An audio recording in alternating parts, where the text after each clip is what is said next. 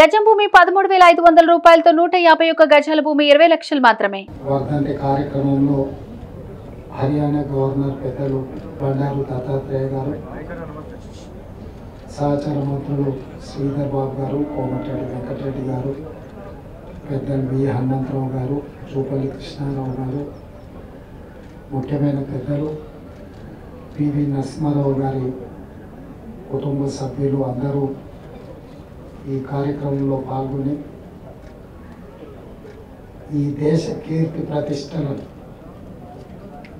ప్రపంచానికి తెలియజెప్పిన గొప్ప మేధావి, బహుభాషా కోవిదుడు శ్రీ పివి నరసింహారావు గారు మన తెలంగాణ బిడ్డ కావడం మనందరి యొక్క అదృష్టం.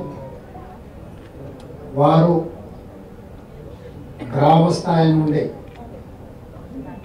నాటి నిజాం పరిపాలనకు వ్యతిరేకంగా పోరాటంలో క్రియాశీలక పాత్ర పోషించి ఈ ప్రజలకు విముక్తి కలిగించి స్వేచ్ఛావాయువులను అందించడంలో ఎన్నో సమూలమైన మార్పులు తీసుకొచ్చి పరిపాలన అంటే ఏ విధంగా ఉండాలనో భవిష్యత్ తరాలకు ఆదర్శంగా నిలబడి 1991లో వారి దేశ ప్రధానమంత్రిగా బాధ్యతలు చేపట్టినప్పుడు ప్రపంచంలో ఈ దేశానికి అప్పు పుట్టని పరిస్థితి, ఎవరూ మనల్ని నమ్మని పరిస్థితి, ఈ దేశం యొక్క మనుగడనే ప్రశ్నార్థకమవుతున్న సందర్భంలో వారు ప్రధానమంత్రిగా బాధ్యతలు చేపట్టి IMF దగ్గరికి మా దేశానికి రుణం కావాలి అంటే మిమ్మల్ని నమ్మే పరిస్థితి లేదు, మీ దగ్గర ఉన్న బంగారాన్ని తనఖా పెడితే తప్ప మీకు అప్పు ఇవ్వలేని పరిస్థితి అని అంటే నాటి పివి నరసింహారావు గారు సాహసోపేతమైన నిర్ణయం తీసుకొని బంగారాన్ని తనఖా పెట్టైనా సరే ఈ దేశాన్ని కాపాడాలి, ఆర్థిక వ్యవస్థను పునర్వ్యవస్థీకరించాలని నిర్ణయం తీసుకున్నారు. అప్పుడు అదొక పెద్ద దుమారం ఈ దేశ రాజకీయాలు, ప్రపంచంలోనే ఒక చర్చ.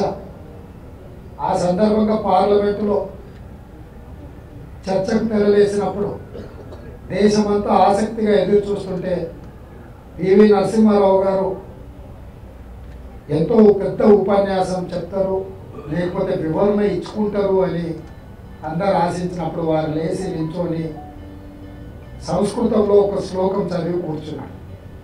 దాని సారాంశం ఏంటంటే, తెలివైన వాడు సగం ఆస్తిని పోగొట్టుకునేనా మిగతా సగాన్ని కాపాడుకుంటాడు అనేది దాని సారాంశం. బంగారాన్ని ఎందుకు మీరు కుదవబెట్టి అప్పులు తీసుకొస్తున్నారు అని చర్చించినప్పుడు, ప్రశ్నించినప్పుడు మిగతా సగం కాపాడుకోవడం కోసమైనా ఒక సగాన్ని వదులుకోవడం విఘ్నుడు చేసే పని అని చెప్పి వారు ఆనాడు చెప్పిండ్రు. ఆ చెప్పిన దాన్ని వారు నిజం చేసి చూపించి ఈరోజు సరళీకృత విధానాలను తీసుకొచ్చి ప్రపంచంతోనే పోటీ పడే విధంగా కోట్లాది మంది యువకులు ప్రపంచంలోనే మన మేధస్సును IT రూపంలో, శాస్త్రవేత్తల రూపంలో ప్రపంచానికే మన యొక్క మేధా సంపత్తిని ఎగుమతి చేసే విధంగా ఈ దేశాన్ని బలోపేతమైన ఆర్థిక వ్యవస్థగా కీర్తిశేషులు పివి నరసింహారావు గారు తీర్చిదిద్దారు. వారికి ఈ దేశం ఎప్పుడు రుణపడి ఉంటుంది. ఈ దేశం ఈరోజు ఆర్థిక రంగంలో రాణించిన, పరిపాలనలో పారదర్శకవంతమైన పరిపాలనను అందించిన, ముఖ్యంగా సీలింగ్ యాక్ట్ ద్వారా పేదలకు ఆత్మగౌరవం భూమి, ఆ భూమి కొద్దిమంది చేతుల కబంధ హస్తాలలో ఉంటే ఈ ప్రాంతంలో జరిగిన ప్రతి పోరాటం, నిజాంకు వ్యతిరేకంగా జరిగిన సాయుధ రైతాంగ పోరాటం భూమి చుట్టూనే పరిభ్రమించింది. ఆ తర్వాత జరిగిన నక్సల్బరీ పోరాటాలు కూడా ఈ భూమి చుట్టూతోనే పరిభ్రమించినాయి. భూమి పేదవాడికి అందుబాటులోకి తీసుకొచ్చింది. పేదవాడి ఆత్మగౌరవమైన భూమిని భూ పంపకాల ద్వారా వాళ్ళకి చేర్చినప్పుడే ఈ యొక్క పోరాటాలకు ఒక నిబద్ధత ఉంటుంది అని చెప్పి ఈ అగ్రికల్చర్ ల్యాండ్ సీలింగ్ యాక్ట్ తీసుకొచ్చి వీటన్నిటిని కూడా భూసేకరణలు చేసి పేదలకు భూములు పంచడానికి పివి నరసింహారావు గారి బలమైన పునాదులు వేయడం జరిగింది. అందుకే ఈరోజు ప్రతి పేదవాడు గ్రామాలలో అసైన్మెంట్ ద్వారా భూములు వచ్చిన బోర్డు పట్టాల ద్వారా భూములు వచ్చిన దళితులు గిరిజనులు ఈరోజు ఆత్మగౌరవంతో ఉన్నారు.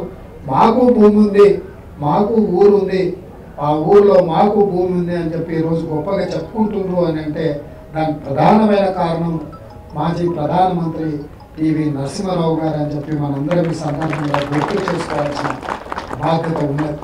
వారు మన మధ్యలో లేకపోయినా పరిపాలనలో వారు తీసుకొచ్చిన వారు ఇచ్చిన దిశ ఈరోజు మేమందరం కూడా వాటిని నిత్యం గుర్తు చేసుకుంటూ పరిపాలన అందిస్తే తప్పకుండా ఒక సుపరిపాలన అందించడానికి అవకాశం ఉంటుంది. ఇక్కడ పివి నరసింహారావు గారి ఘాట్ ఉన్నది. అదేవిధంగా కొంచెం ముందుకెళ్తే కీర్తిశేషులు జైపాల్ రెడ్డి గారి ఘాట్ కూడా ఉన్నాయి. ఈ రెండింటినీ తెలంగాణ రాష్ట్ర ప్రభుత్వం అద్భుతంగా అభివృద్ధి చేయాల్సిన బాధ్యత ఇక్కడ ఉన్న మా మంత్రివర్గ శాఖలో మా మీద ఉన్నది.